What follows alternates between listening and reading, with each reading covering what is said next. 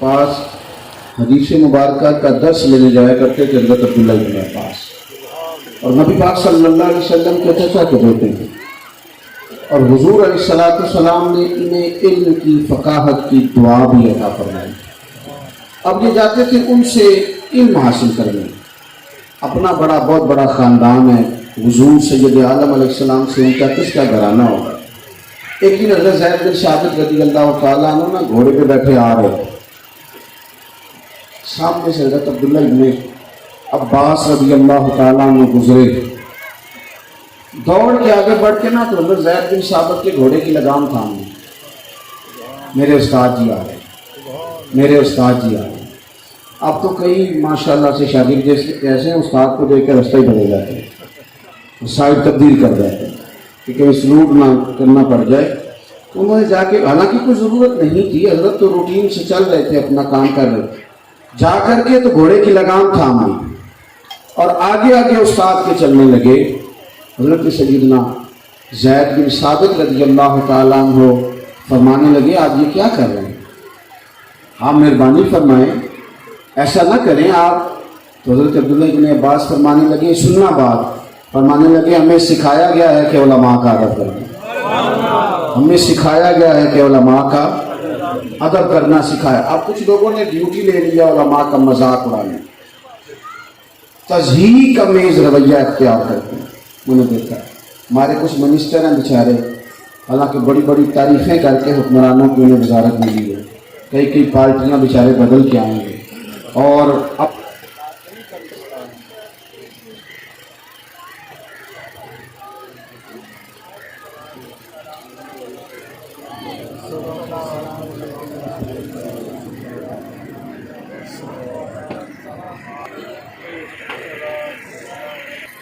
तो वो बात करते हैं बड़ी अजीबोगरीब। थोड़े दिन पहले मुझे एक दोस्त ने कहा कि मिनिस्टर साहब कह रहे थे कि मदरसों के बच्चे डॉक्टर नहीं बनते, तो आप बताएं कि ये सवाल का जवाब क्या है। तो मैंने कहा कि उनसे आप पूछें कि डॉक्टर मौलवी क्यों नहीं बनते,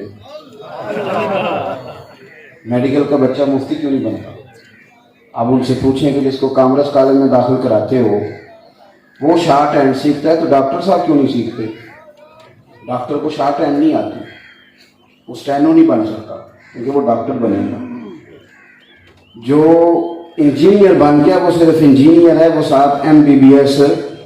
क्या मतलब, आप किस पे बोझ डाल रहे हैं कि मदरसे में जो बच्चा पढ़ रहा है वो आलिम बनने के लिए दाखिल हुआ था तो आलिम अल्लाह के वजह से बन गया।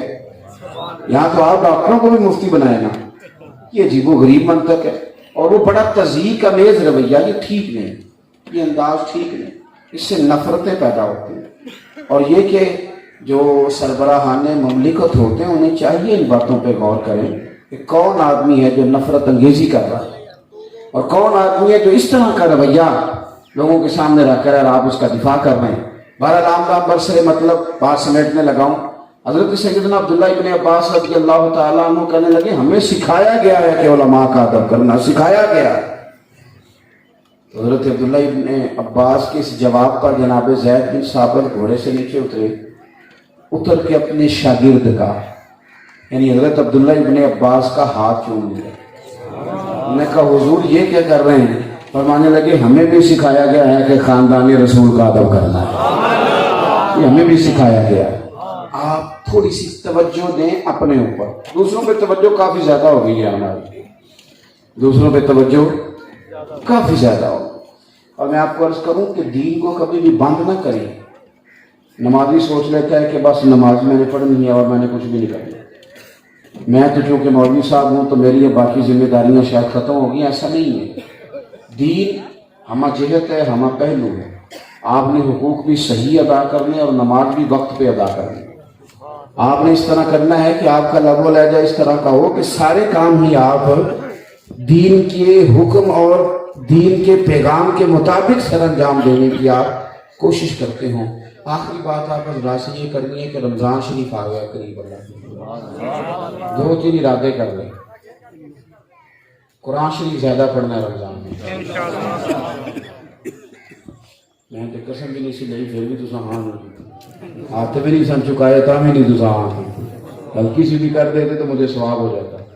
कुरान शरीफ ज़्यादा पढ़ना।